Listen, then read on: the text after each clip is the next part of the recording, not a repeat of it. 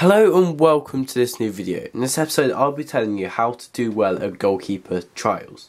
So personally I think there are 7 main things you need to keep in mind while at a goalkeeper trial. So the first thing is positioning, then handling, then high balls, then ability to dive, then simple distribution, then good footwork, and then finally communication. So the first and most important in my opinion is positioning. So if you get your positioning right, it will make most, if not all, shots a lot easier to save. One of the most important things while positioning yourself is to stay in line with the ball. So this means you always want to keep your chest in line with the ball. What you want to do is stay on your toes and always side shuffle and always stay square to where the ball is, so don't ever turn your back on the ball. When positioning, you don't want to stand on your goal line as it makes the goal look a lot bigger, whereas if you come off your line, the further you come out, the smaller the goal looks to the striker. But then keep in mind that the further you come out, the easier it is to get chipped. So you want to find the perfect positioning so you don't get chipped that often, so you can cover behind you, but also you're not making it too easy for the striker to put it into the corners. Personally, I like to add a little bounce to my movement, as I just think it's easier to then spring off and react to the shot. But obviously your set position is down to you, how you feel comfortable. If you get your positioning right, it's a lot easier to save the shots, so you won't need to stretch as far as you would if you were stood on your line.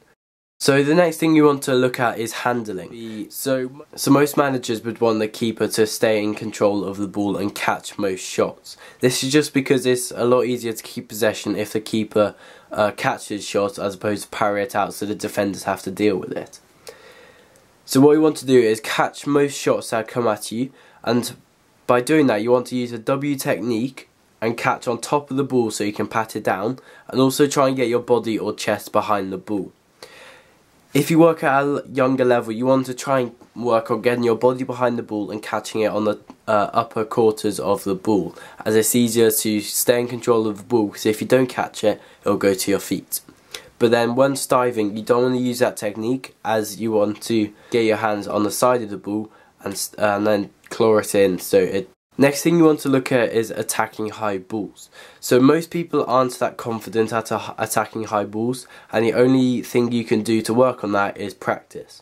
So what you want to do is be confident and call keepers or your name while going up to the balls, so strikers and your defenders know that that ball is yours.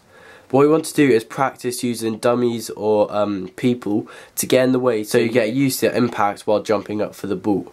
What you want to make sure you do is never lose eye contact with the ball, and make sure you get your hands behind the ball and make the decision early if you want to catch it or punch it. If you do punch it, make sure you get it away from danger. You want to make sure you catch it at the highest point. This means that attackers won't be able to get there before you, as you can reach a lot higher than they can. Next thing you want to look at is a simple ability to dive. So you want to make sure that you have a good set position and you step into the shot. Instead of staying on your line, if you step too far forward, you'll end up saving it behind you, as you have 1 less second to react to the shot. If you step behind you, if you step flat, you'll end up making a shot behind you and then either parrying it into the goal or just making a bad save. So what you want to do is make sure you step a bit in front of you but not too far, so you meet the ball on the ball line. So you always want to try and catch the ball, but if not, try and parry it away from danger, and always keep your eyes on the ball, never lose contact with the ball. Next thing you want to look at is simple distribution.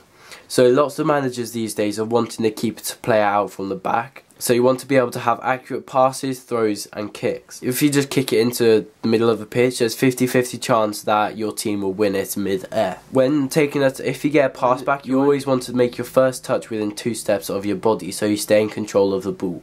And also don't panic when under pressure, and just think about where you're going to pass it and don't panic. There are lots of different techniques for kicks, throws, passes, so just work on lots of different passes from the feet, rollouts, throws, side volleys, punts, and just stuff like that, just to try and work on your accuracy so your team has a better chance of keeping possession. Next thing you want to look at is good footwork. So this links in with distribution, as 70% of a goalkeeper's time in match they spend with the ball at their feet and 30% with the ball in their hands. That means that a goalkeeper spends a lot more time with the ball at their feet than in their hands.